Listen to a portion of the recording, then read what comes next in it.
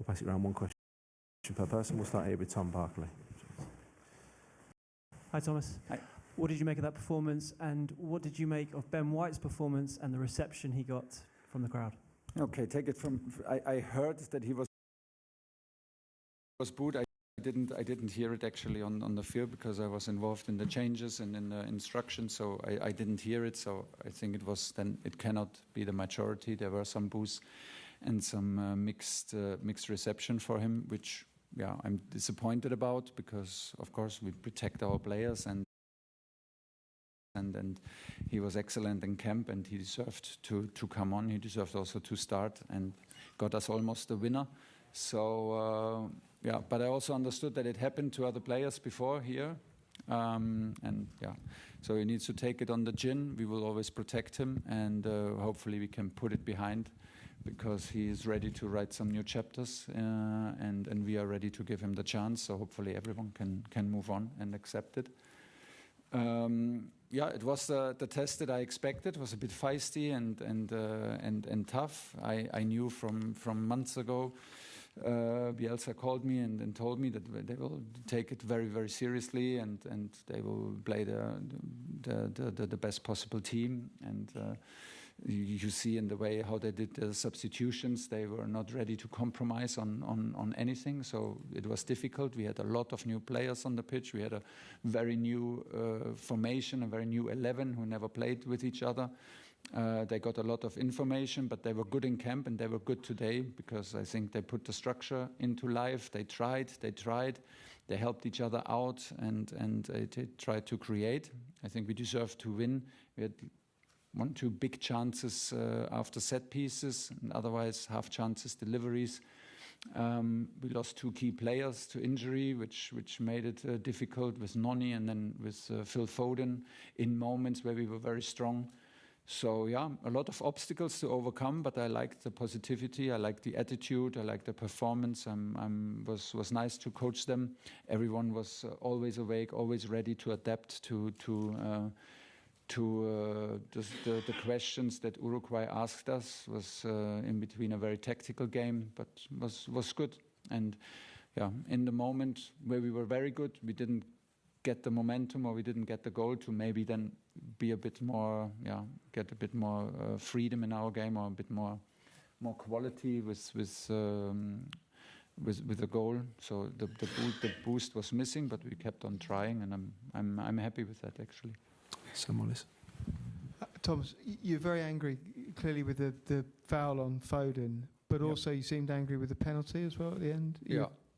I think it's a very soft penalty. Of course, there's contact, but it's so obvious what the striker's trying to do. Maybe Ben is also a bit greedy in this moment, but to overturn a decision when the referee clearly made the signal with both hands that he saw it and it was not enough for him then to overturn it.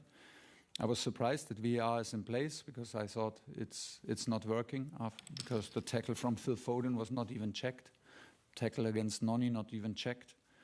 And then suddenly this one was checked. Okay. Like I said, I don't think it's enough, but okay, it is what it is. I think I heard that our goal was also a tough block before our goal. I haven't seen it, so overall, that's what it is.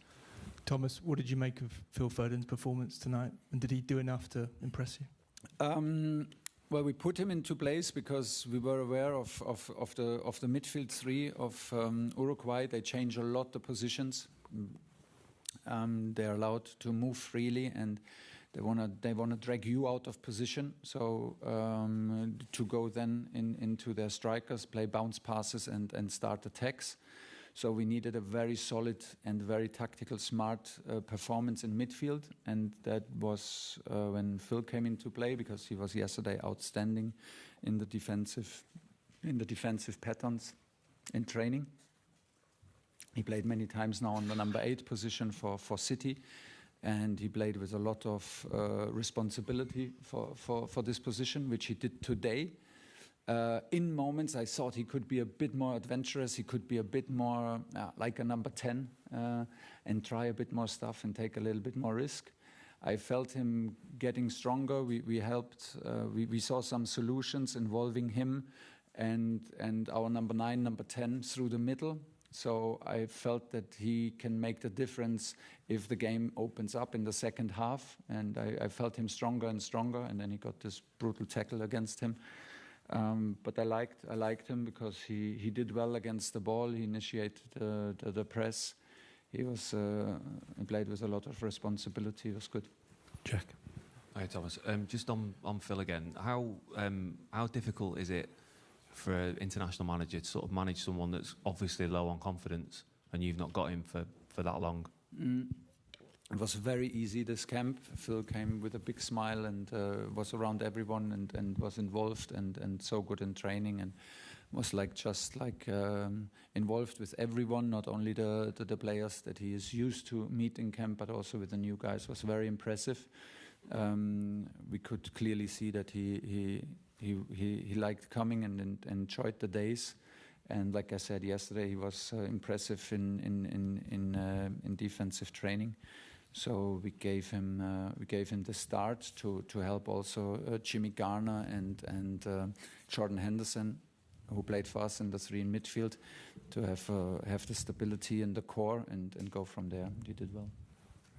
Hi, Thomas. I don't know if this is too early, but are you able to tell us any of the players who are going to be released now? It's too early. It's too early because now we have some injuries and there's also a medical update on the players who came. Not everyone is fully fit, as I understood. I'm not fully aware because I was focused on the match. So we will, like always, as a coach, take late decisions and maybe take the decision only tomorrow to have a squad against Japan to compete, because we need to also check on John Stones. We need to double check on Jude. What's the situation and how we can use them. Jake. Hi, Thomas. Did you feel that the number 9s tonight did enough to show that they could fill in for Harry Kane if needed? And has it done anything at all to make you possibly think you might just not take a backup striker? Also, decision is not made, for sure not made. I like the effort today from Dom Solanke. I think he worked his socks off. He worked like a dog, honestly, up there. He was our first defender, initiated the press, made a lot of sprints, intensive runs. Then with the injury from Phil, we took a double change, and it took Dom Calvert-Lewin a little bit to get the press right and to play with the same intensity. Then Dominic Calvert-Lewin had the big chance for him, and he's upset with himself because it was a chance made for him on his head, 6 meters out. So it's normally a clear goal. So he could have made a statement straight away. But we played then through the middle. Dom was always available through the middle, and we wanted to play a little bit more through the middle in the second half. And he did quite well. I was, for me, everyone, they tried to stick to the plan. They tried to put the plan into life, and this includes basically everyone and also the 2 strikers. Si quieres probar suerte con la creación de sitios web con IA,